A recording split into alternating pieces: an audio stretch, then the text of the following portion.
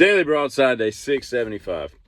I think obviously war is hell. Every once in a while, there are some wars that need to be fought. There have been some in our future that were necessary, but there's a lot that weren't. Vietnam, for example.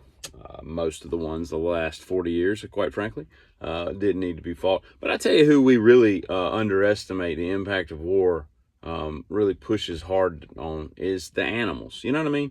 Like you take Vietnam, right? And it's like, the 60s and the ground fighting's just getting underway and really rocking and rolling and amping up. And you've got all these Indian elephants and tigers and geckos and, flying squirrels and ferret badgers and all this crap living in there, flora and the fauna.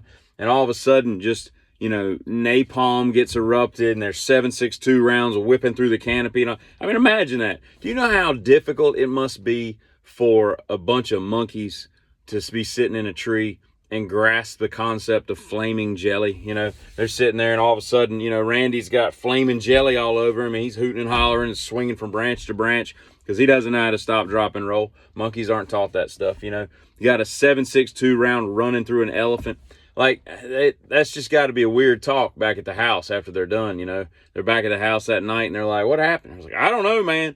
But somebody shot Billy, Billy the elephant that's got to be really like kind of a mind boggle for the animals, much less the humans that have to endure that crap. And while we're talking about war, somebody that could potentially be in one day is Kim Jong-un. Must have like the coolest life, right? Aside from being really short, ugly, and fat, I mean, you remember Coming to America, the beginning there, Prince Akeem, he's got the life, they do everything for him. He walks on rose petals, he gets bathed, all this stuff.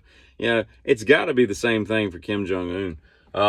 But, everything else about his life has got to suck. But the actual day-to-day living where everybody just, bows down to you, it's got to be kind of fun. I bet he eats really well. But I bet he's more embarrassed when he gets bathed by his bathers than does someone like Prince Akeem. You know what I mean? And I was thinking the other day now that Bronny James, I would never allow my son to be called Bronny. Bronny James got drafted by the Lakers at the 55th pick, which I don't think it has anything to do with the fact that LeBron's on the team. I mean, I think it's based on his USC talent of 3.8 points a game or whatever it was, but. What's going to be weird is, like, what does he call his dad on the court when he wants, him to pass him the ball? Does he say dad? Does he say Bron? LB, LJ, LBJ? Like, it would be weird. Dad, pass me the ball. And, I don't know where that comes from, what that's going to be about. And I tell you what we should get rid of is these damn waitresses and waiters that memorize your order. I don't like it. Okay. Now, if you work in a place that serves like hot dogs, hamburgers, and Coke, and that's it, okay, go ahead, knock yourself out, memorize.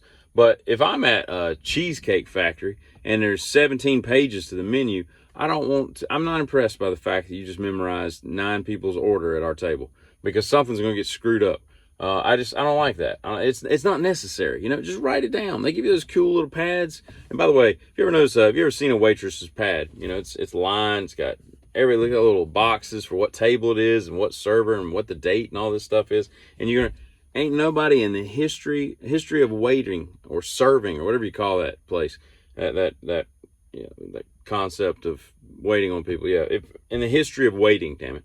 No one has ever filled that stuff out on the lines. It's just French fry, Diet Coke, it's FF and a DC, and it's just written sideways. I don't know why they don't just make blank pages with just a number at the top, for the name of the number of the ticket. And maybe the ticket number, the table, and then just blank pages. There's no sense in putting all those lines in there. But y'all also need to just stop trying to impress us with your mastermind skills and memorizing our order. Just write it down so it gets right and we'll be more impressed. Get it?